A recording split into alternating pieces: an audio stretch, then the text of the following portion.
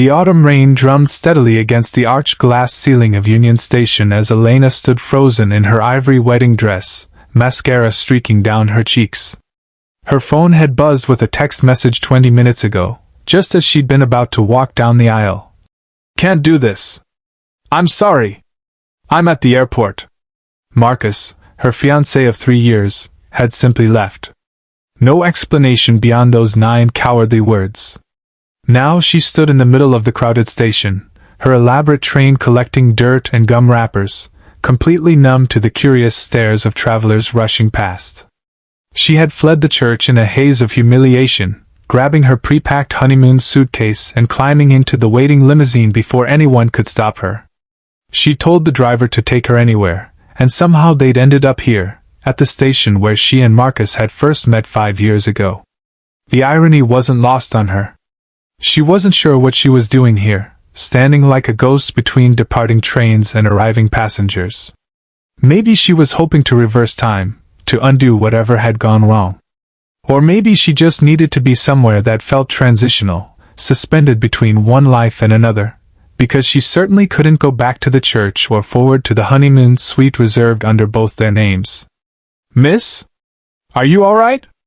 Elena turned to find a man in his mid-30s studying her with genuine concern. He was handsome in an understated way, with dark hair slightly graying at the temples and tired brown eyes that suggested he carried his own share of burdens. He wore jeans and a simple jacket, and held the hands of 2 small children, a boy and a girl who looked to be about 5 years old, identical twins with curious faces and matching dinosaur backpacks.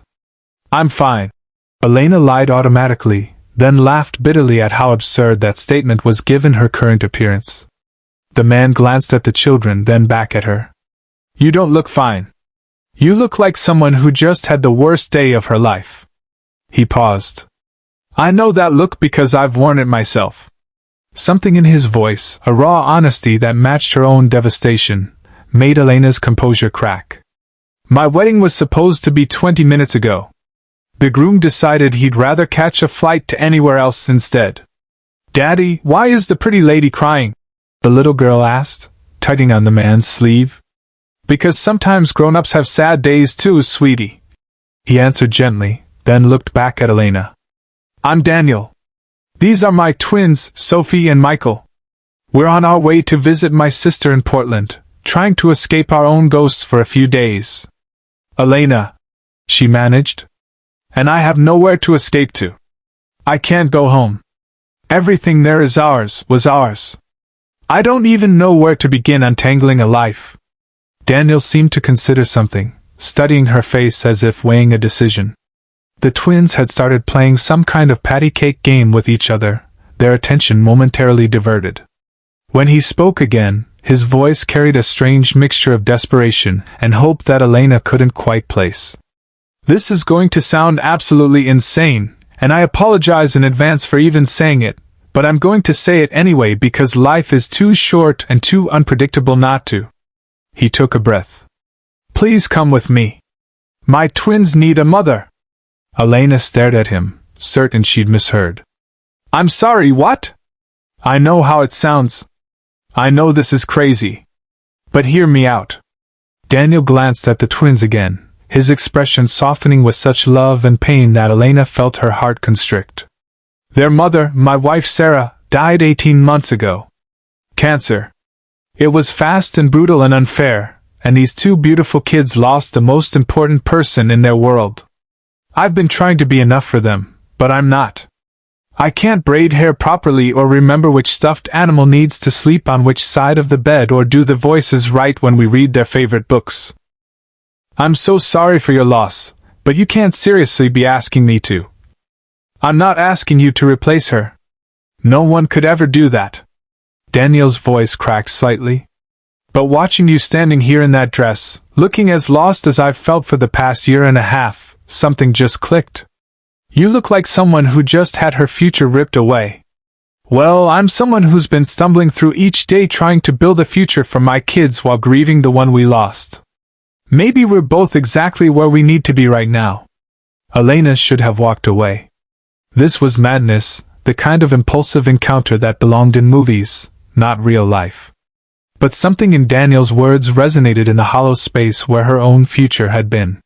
She looked at the twins, Sophie and Michael, now watching their father with complete trust and adoration. They were beautiful children, and even in this brief moment, she could see the shadow of loss in their young eyes, an awareness that childhood should have kept from them for many more years. "You don't know anything about me," Elena said quietly. "I could be terrible with children. I could be completely unstable. This could be the worst decision you've ever made." "Possibly," Daniel agreed. "But I know you're someone who showed up for a wedding even though somewhere in your heart you might have had doubts. I know you're someone who loved enough to commit your life to someone, even if that person didn't deserve it. And I know you're standing in a train station in a wedding dress instead of falling apart in private, which tells me you have more strength than you probably give yourself credit for. Is the pretty lady coming with us?" Michael asked, apparently having been paying attention after all. "Would you like her to?" Daniel asked his son. Michael looked at Elena seriously, then nodded. "She looks sad like we were sad. Maybe we can all be less sad together." The simplicity of that statement, the uncomplicated wisdom of a 5-year-old, broke something open in Elena's chest. She thought about going back to her apartment, to the closet full of Marcus's clothes and the bathroom with his toothbrush still in the holder, and the 1,000 tiny reminders of a future that would never happen.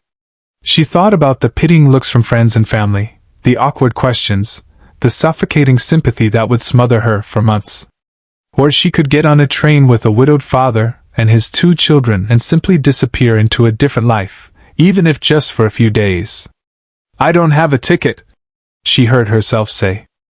Daniel's face lit up with cautious hope. "The train doesn't leave for 30 minutes. I can get you one. We have a family cabin reserved. There's room." "This is absolutely insane." "Completely," Daniel agreed. "But hasn't your life just been turned upside down anyway? What's a little more case?" Sophie approached Elena shyly and took her hand. The small fingers felt warm and real, anchoring her to this bizarre moment. "You can share my snacks on the train," the little girl offered solemnly. "And I can show you my drawings. I draw a lot of butterflies." Elena looked down at this small person offering comfort in the only way she knew how, and something shifted inside her. Maybe this wasn't about forever. Maybe it was just about the next few hours, the next few days. Maybe it was about 2 broken people and 2 grieving children finding their way through a train ride together. "Okay," Elena whispered. "I'll come with you." Daniel's smile was the first genuine warmth she'd felt all day. He squeezed her shoulder gently, a gesture of solidarity rather than intimacy. "Thank you. You have no idea what this means." But as they walked toward the ticket counter together, Elena holding Sophie's hand while Michael chattered excitedly about the train, she thought maybe she did understand. Sometimes salvation came from the most unexpected places. Sometimes you had to lose everything to find something you didn't even know you needed. The ticket agent barely blinked at her wedding dress, which somehow felt fitting. Cities were full of stories, and Union Station had probably seen stranger things than a runaway bride boarding a train with a family of strangers. As they settled into their cabin and the train began to pull away from the station, Elena watched her old life recede through the window. She didn't know what waited for her in Portland, or what would happen when this impulsive journey ended. She didn't know if Daniel's crazy invitation would turn into friendship, family, or just a strange story they'd tell years from now. But as Sophie curled up against her side with a coloring book and Michael asked if she wanted to play cards, Elena felt something she hadn't expected to feel again today: possibility. The future she'd planned was gone, but maybe, just maybe, there was a different future waiting to be written. And sometimes that was enough to get you through the next mile, the next hour, the next breath.